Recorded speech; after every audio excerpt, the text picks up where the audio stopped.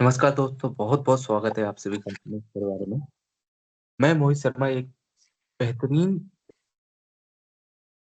एक दफ़े आपके साथ एक बहुत अच्छी चीज़ों पे एक अच्छी एनालिसिस के बारे में आपको बताने वाला हूँ। दोस्तों, बहुत सारी चीज़ें ऐसी होती हैं जो शेयर मार्केट से रिलेटेड, स्टॉक से रिलेटेड आपको बहुत फ़ायदेमंद है। दोस्तों, आज एक की इंडिकेटर से रिलेटेड आपसे एक वार्तालाप होगी। तो दोस्तों, मैं बात करने वाला हूँ एक बहुत ही बेहतरीन जानकारी के बाद मैं आपको बताने वाला हूँ। दोस्तों, एक इकोनॉमिक मोड के बारे में मैं आपको बताने वाला हूँ, जो शायद आपको अपने इन्वेस्टिंग में बहुत सारी चीज़ें आपको फ़ायदेमंद हो सकती हैं। तो दोस्तों, मोड क्या है?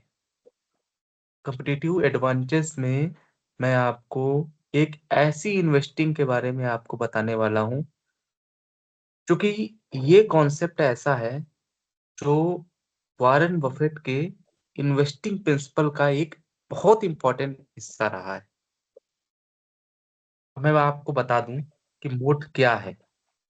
तो मोट एक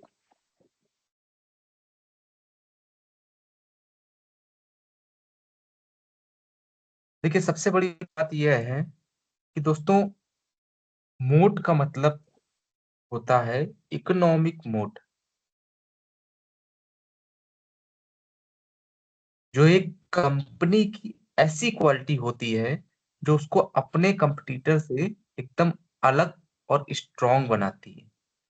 जैसे एक किले के चार तरफ गहरा पानी होता है जो दुश्मन को दूर रखता है, वैसे ही एक स्ट्रॉन्ग कंपनी के पास एक ऐसी क्वालिटी होती है जो उसको मार्केट में डोमिनेट करने में मदद करती है।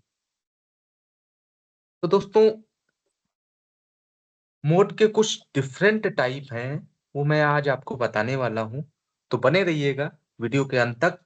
चलिए शुरू करते हैं और जानते हैं शेयर के बारे में, और उस शेयर के ऐसी एनालिसिस के बारे में हम आपको बताएँगे जो आर्थिक तरीके से मोड को प्रभावित करते हैं। तो चलिए शुरू करते हैं, बनी रहेगा वीडियो के अंत तक। तो दोस्तों, मोड के कुछ टाइप्स हैं जो मैं यहाँ आपको बता दे रहा हूँ। जैसे ब्रांड वैल्यू, जो कंपनी का हमेशा नाम ही बिकता है। जैसे एग्ज़ाम्पल करते हैं, जैसे एप्पल हो गई, कोको कोला हो गई और नेस्ले हो गई। ये कुछ कंपनियाँ ऐसी हैं जिनका ब्रांड ही उनका नाम है। अब सेकंड नंबर पे बात करते हैं नेटवर्क इफेक्ट। जितने ज़्यादा लोग यूज़ करेंगे, उतनी ही स्ट्रॉन्ग होगी उनकी कंपनी। जैसे एग्ज़ाम्पल के तौर पे हम आपको बता दे रहे हैं, Google, Facebook, UPI, Instagram. Third number पे हम आपको बता दे रहे हैं कॉस्ट एडवांटेज, जिसमें कंपनी दूसरे कंपटीटर के कंपैरिजन में सस्ता प्रोडक्शन कर सके। अब जैसे इसका उदाहरण ले लेते हैं, तो दोस्तों, इसमें रिलायंस इंडस्ट्री और टाटा स्टील। इसके बाद next, high switching cost. Customer के लिए किसी और कंपनी पे शिफ्ट करना बहुत मुश्किल हो सकता है, जैसे माइक्रोसॉफ्ट, ओरेकल, एसएपी। इसके बाद बात करें गवर्नमेंट लाइसेंस एंड पेटेंट, जिसमें कंपनी के पास ऐसे पेटेंट हों जो दूसरे बहुत इजीली कॉपी ना कर सकें। उदाहरण के तौर पे मैं आपको बता दे रहा हूँ, जैसे फार्मा कंपनी हो गई लाइक सन फार्मा, डॉक्टर रेड्डी। तो बहुत सारे ऐसी चीजें हैं जो मोड पे डिफाइन करती हैं। बहुत सारी ऐसी चीजें हैं। ये एक ऐसा उदाहरण है दोस्तों, जो शायद ही अगर कंपनी फॉलो करती है तो वो प्रॉफिट ना कमाए। तो दोस्तों मोड का इन्वेस्टिंग में क्या रोल है, तो मैं आपको एक बहुत ही सिंपल तरीके से मैं आपको आज बताने वाला हूँ। अगर किसी कंपनी के पास स्ट्रॉन्ग मोड है, तो वो लॉन्ग टर्म में ज़्यादा प्रॉफ़िट करना कमा सकती है और इन्वेस्टर के लिए एक सेफ और इन्वेस्टमेंट होती है। वॉरेन बफेट कहते हैं कि it's far better a buy a wonderful company at a fair price than a fair company at a wonderful price. यानी कि हमेशा एक स्ट्रॉन्ग बिज़नेस ढूँढो, जो लॉन्ग टर्म में अपना डोमिनेंस मेंटेन कर सके। अब जैसे बहुत सारे ऐसे उदाहरण हैं,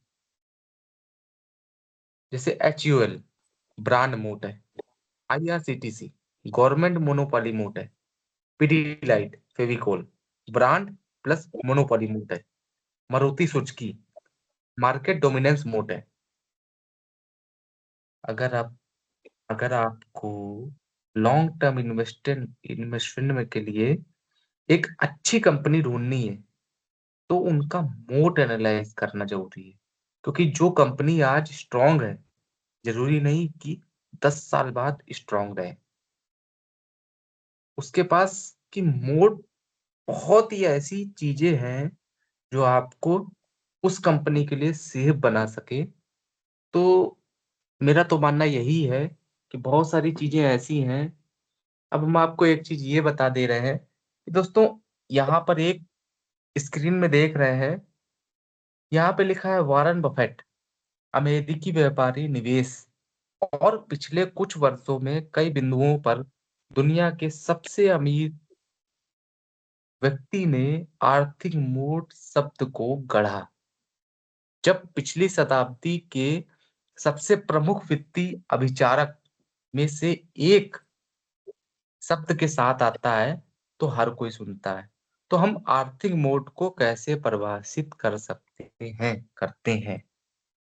तो यहाँ पर कहा जा रहा है, जब एक कंपनी अपने प्रतिद्वंद्वियों को पर एक महत्वपूर्ण प्रतिस्पर्धी बढ़ाती है, जो उन्हें स्थायी रूप से लाभदायक रहने और बाजार के अपने हिस्से की रक्षा करने में मदद करती है, तो उस कंपनी को आर्थिक मोड कहा जाता है। यहाँ से आप एक एक चीज समझ सकते हैं। जैसे एग्जाम्पल लेते हैं फार्मास्यूटिकल कंपनियों का, एक आर्थिक मोड वाली कंपनियों का एक उत्कृष्ट उदाहरण है, क्योंकि वे आमतौर पर व्यापक रूप से उपयोग की जाने वाली दवाइयों के लिए कई लाइसेंस रखते हैं। आर्थिक मोड को समझने का महत्व तो समझ रहे हैं। अब जब सवाल आर्थिक गति की उत्तर दिया गया है, तो आपको एक चीज समझना चाहिए कि एक इन्वेस्टर की तरह एक कंपनी को आने के लिए लंबे समय तक प्रासंगिक और लाभदायक बने रहने के लिए आर्थिक मोड को समझने के लिए और बनाने की भी आवश्यकता होती है। यह एक उत्पाद या सेवा प्रदान करने में सक्षम होना चाहिए, जो मौजूदा और संभावित नई प्रतिस्पर्धा या अपने व्यापार, उत्पाद, बाजार हिस्सेदारी को खोने या कम करने के जोखिम से बेहतर है। बहुत सारी ऐसी चीजें हैं, जैसे लागत लाभ हो गया, नेटवर्क प्रभाव हो गया, स्विचन लागत हो गया, अमूर्त संपत्ति हो गया, कुशल पैमाने हो गए। बहुत सारी ऐसी चीजें हैं जो मैं आपको आज बता रहा हूँ। लेकिन अगर आप किसी भी शेयर में इन्वेस्ट कर रहे हैं, किसी भी स्टॉक में इन्वेस्ट कर रहे हैं, तो मेरे हिसाब से आपको मोड को चेक करने की बहुत ज़्यादा ज़रूरत है। तो बहुत सारी चीज़ें ऐसी हैं जो मैं आपको आगे और चीज़ें बताऊँगा। बाकी वीडियो पसंद आया हो तो चैनल को सब्सक्राइब करिएगा, फॉलो करिएगा और अपने दोस्तों के साथ शेयर ज़रूर करिएगा। फिर मिलेंगे एक नए की इंडिकेटर के साथ। तब तक के लिए नमस्कार, धन्यवाद, जय हिंद, जय भारत, हर हर महादेव।